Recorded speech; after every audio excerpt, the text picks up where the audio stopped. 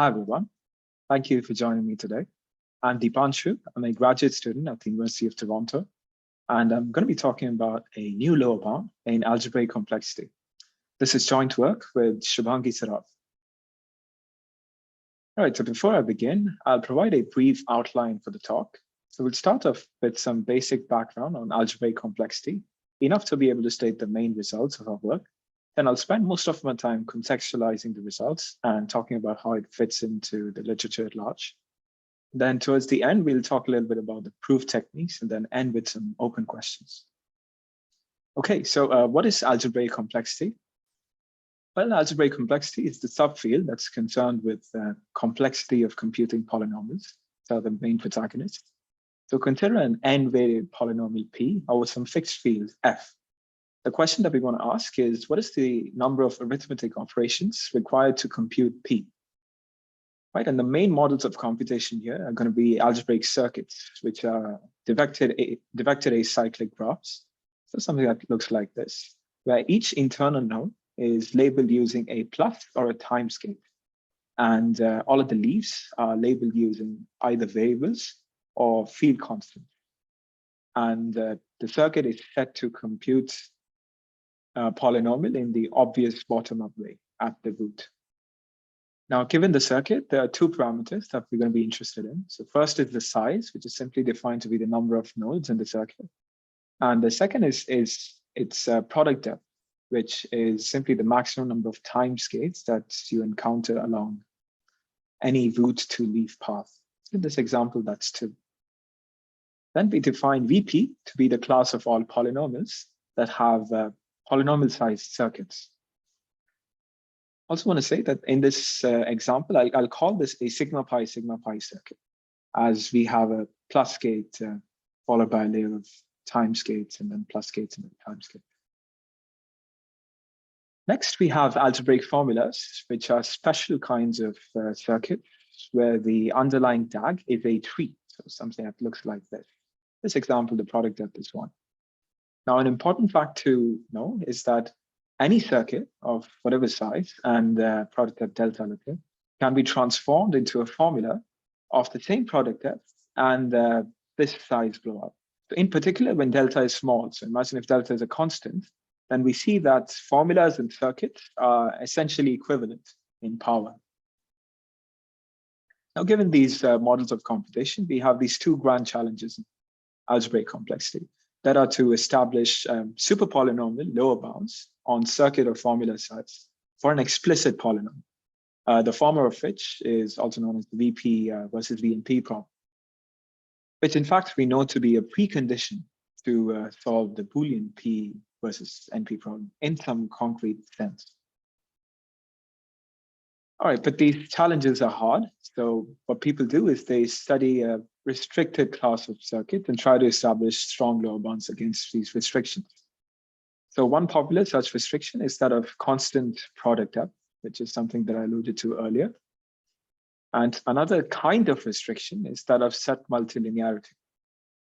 So first of all, what is a set multilinear polynomial? Well, imagine if you partition the underlying variables at x into some d sets, so x1 to xd, then a polynomial over this variable set x is said to be set multilinear with respect to this partition if every monomial in P has exactly one variable appearing from each set.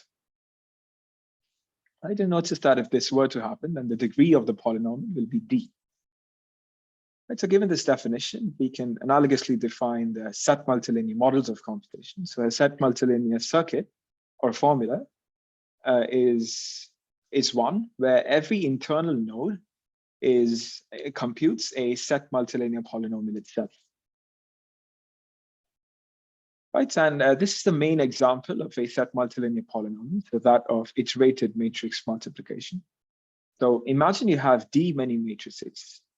Each matrix containing distinct variables, and each matrix, say it's an n by n matrix. Then we define the IMM polynomial to be the 1/1th entry of the product matrix, and we call that polynomial IMM n comma d. So that's signified by these parameters n and d. And for a single matrix, for a single variable matrix, it turns out that even the determinants or the permanent polynomials are set multilinear. Let's say with respect to the column variables. So I won't describe that in detail. All right, so now we are in a position to state the main results. So here's what they look like. So imagine delta is a constant, some fixed constant.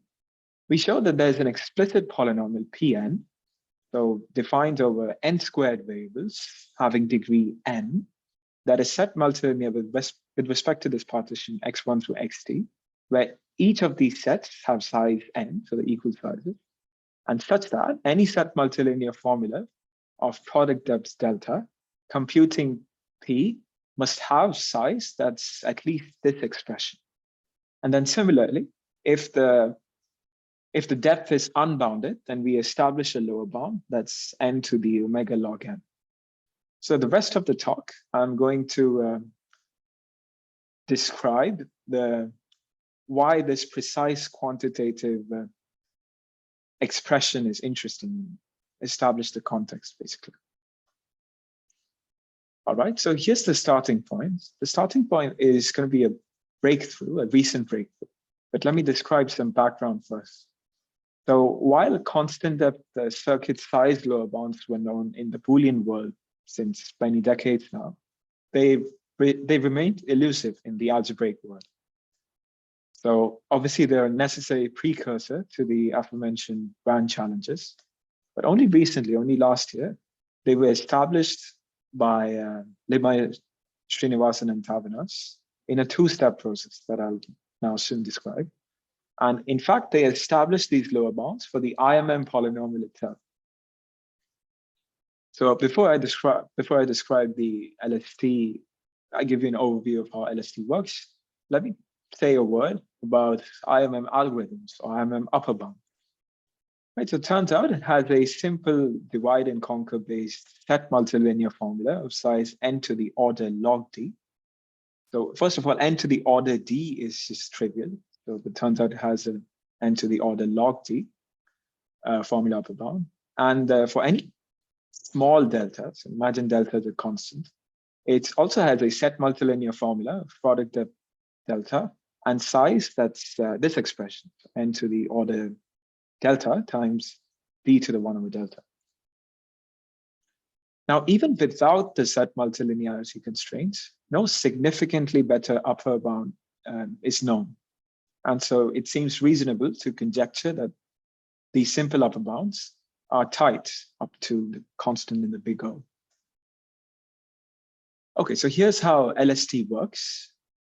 So say you start with some circuit, some size s degree d, some circuit that computes a polynomial of degree d, and which has product depth delta, or rather a formula.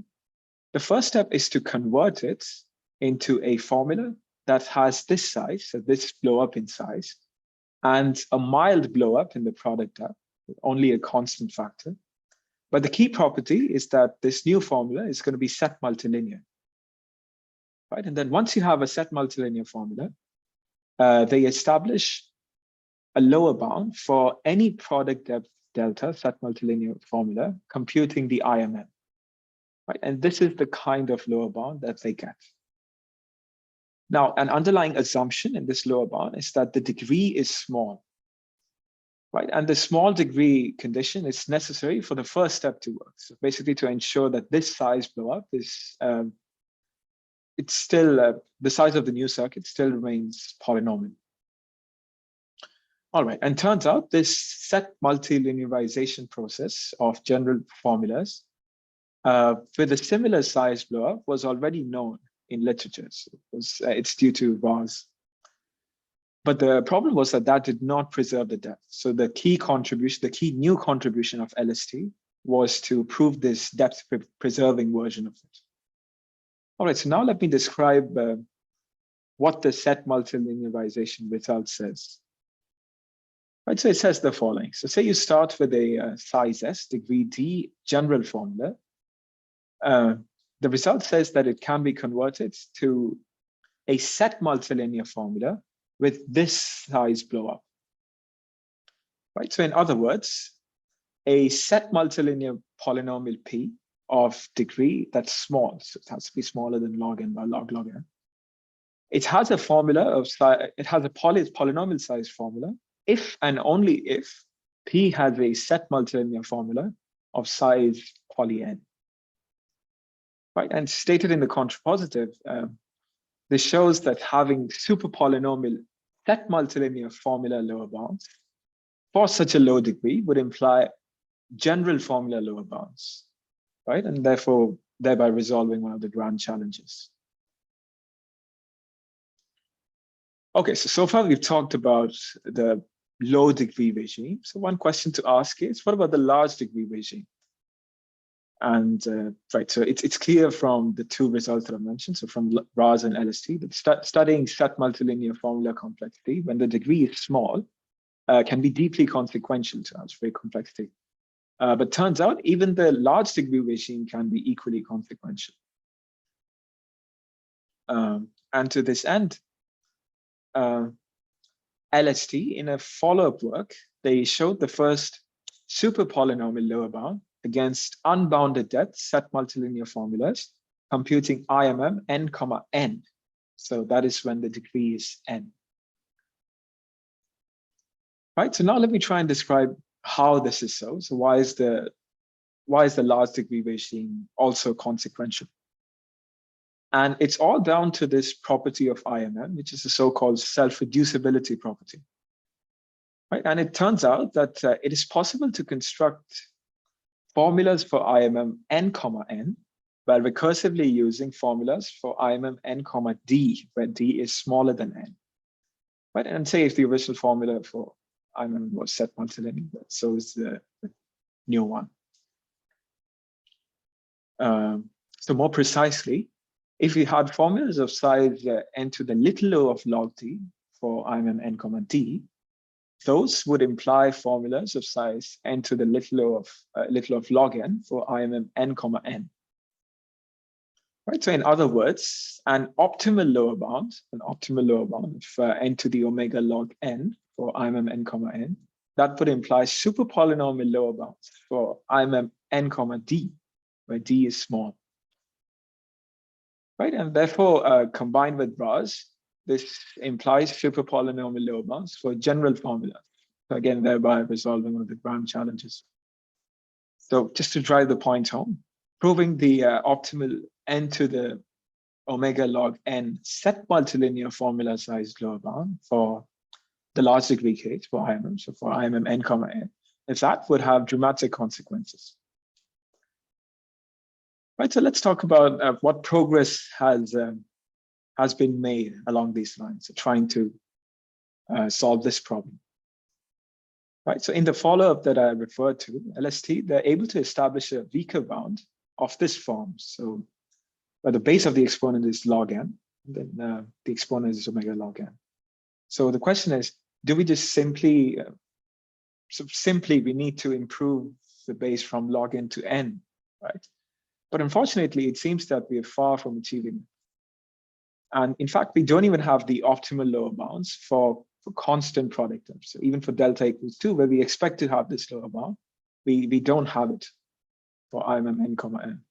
In fact, we don't even have it for any explicit polynomial, which has the same degree and the, let's say, polynomially many variables. So the best that we have is this, so a log n to the omega square root n. This is also by the same follow-up work, which improves this bound, where instead of a log n, you have 2 of the exponent, which was by Nissan and Victorson back in the 90s. Then for higher but constant product depths, they're able to show this lower bound.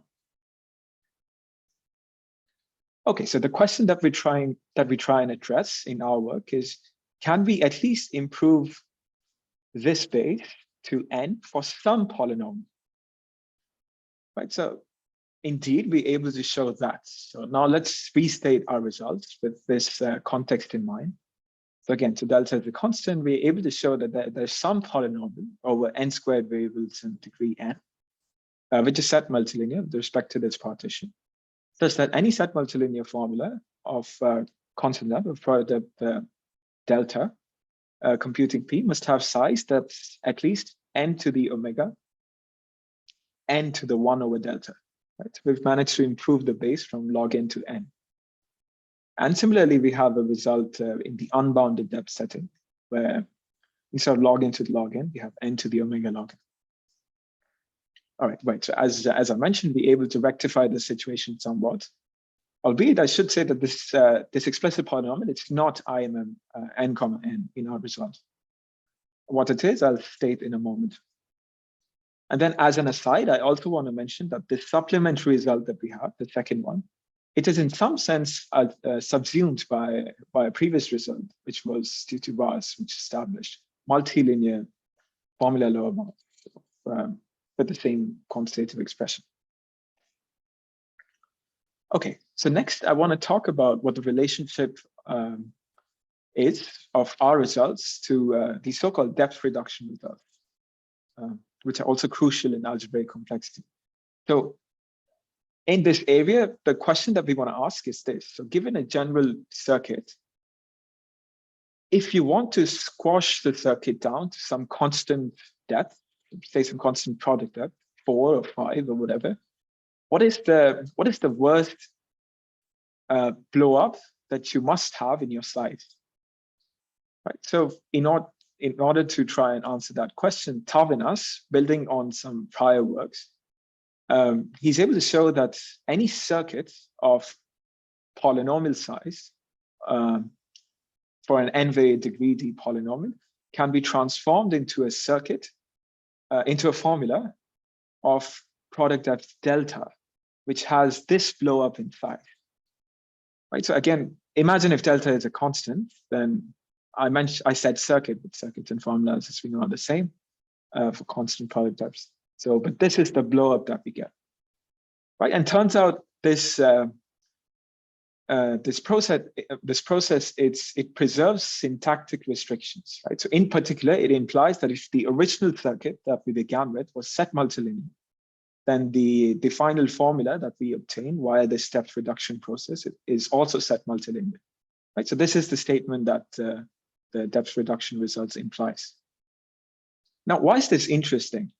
So if we go back to our lower bound, which is n to the omega n to the 1 over delta, what this implies is that our lower bound is sharp in some sense. And so in the sense that any asymptotic improvement in the exponent, so improvements here, would imply super polynomial lower bounds for unbounded depth set multilinear circuits, right? And that would be quite a strong and consequential result.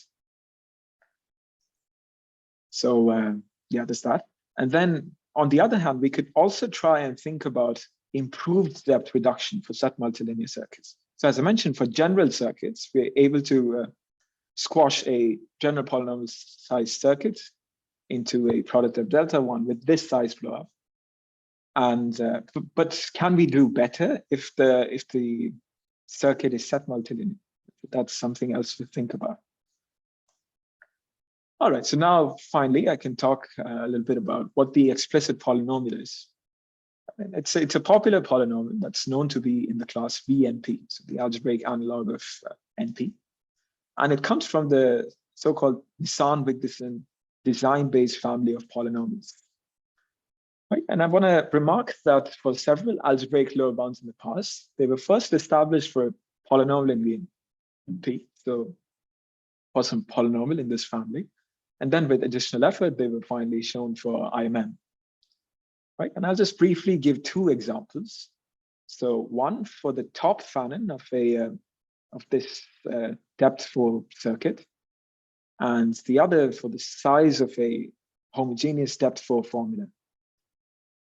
Right, so I won't go into the details, but the point is simply that these results, these lower bounds, were initially established in these works for the Nissan-Wigderson polynomial, but then subsequently improved, improved in quotes, to IMM.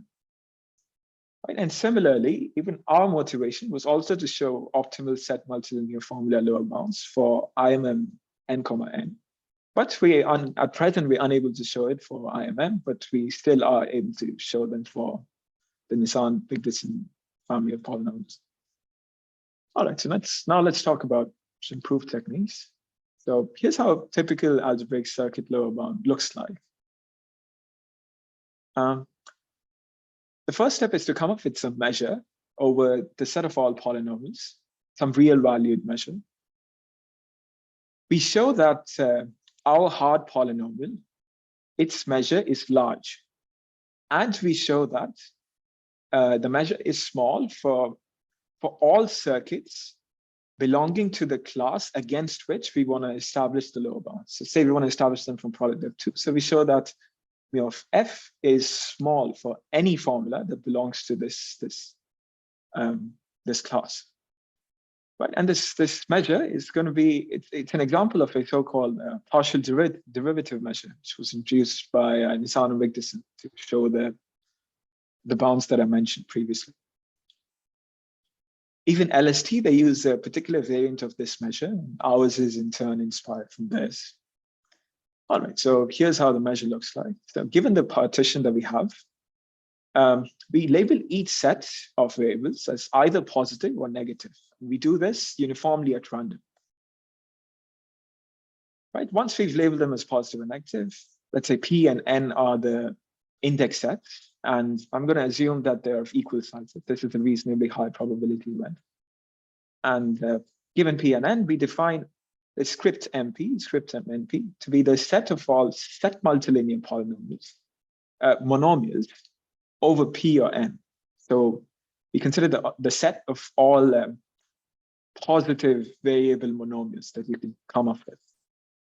Now, given these definitions, for a polynomial that's set multilinear with respect to this partition, we define the following matrix.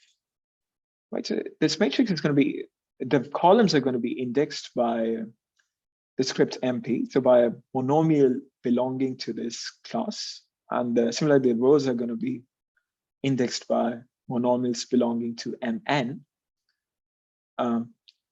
The entry corresponding to M1 and M2 is simply going to be the coefficient of the product M1, M2 in F.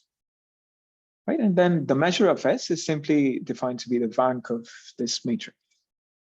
I want to mention briefly how this measure is different from the other measures that have been considered. So first, the measure used in LST is deterministic and also asymmetric with respect to the positive and negative variable sets, in the sense that it keeps the positive variable sets as is, but it shrinks the size of the negative variable sets by setting a few of the variables to be constant. Right, and it does so in a deterministic way. That's how it's different from us. The follow-up, it does use a randomized measure, but one that is still asymmetric, relying on randomly setting a few of the variables in each set to constant. And then the Nissan-Wigderson work, it also uses random restrictions to somehow simplify the circuit and then upper bound its complexity. On the other hand, our symmetric randomized measure, it avoids random restrictions altogether. And in fact, I mean, even though it's inspired from LST mainly, it's also reminiscent of these works, which establish multilinear formula lower bounds. And then I want to say a few words about the rank of Nissan-Wigderson. So we actually show that the Nissan-Wigderson polynomial is always full rank. And this turns out to be very easy. Right? So let me say how it's done. So imagine these are your variables, right? So x, I, j. And say Fn is a field of size n. So say n is a power of 2. This is how the Nissan-Wigderson polynomial is defined. So I won't go into the details, but the idea is just that every monomial in this polynomial is indexed using a polynomial, a univariate polynomial over this field, right? So that degree is smaller than half the number of variables in each set, right? And the only property that we need to show that the matrix corresponding to NW is full rank with respect to any measure is the fact that any positive monomial has a unique extension that appears as a term in NW.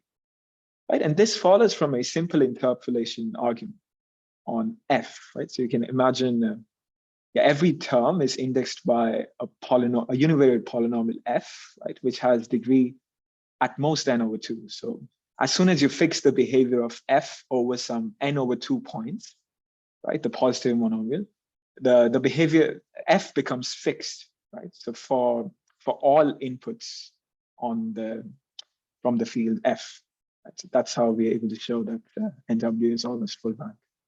All right, and finally, let me end with some open questions. So obviously, by far the most interesting problem is to make the hard polynomial IMM. This would, as I've mentioned, imply the polynomial formula lower bounds. But as a first step, can we make it computationally simpler? So maybe anything in VP, or better yet, VBP. Another interesting question is to come up with an exponential depth hierarchy theorem for constant depth Set-Multilinear formulas. So I won't have enough time to get into the details of what this question is asking, but I'd like to refer you to the paper itself. And then, as I mentioned previously, there's also the question of trying to show improved depth reduction bounds for Set-Multilinear circuits. And there is some evidence here. So there are some improvements, for example, known in the multilinear setting. And with that, I'd like to end the talk, and thank you so much for listening.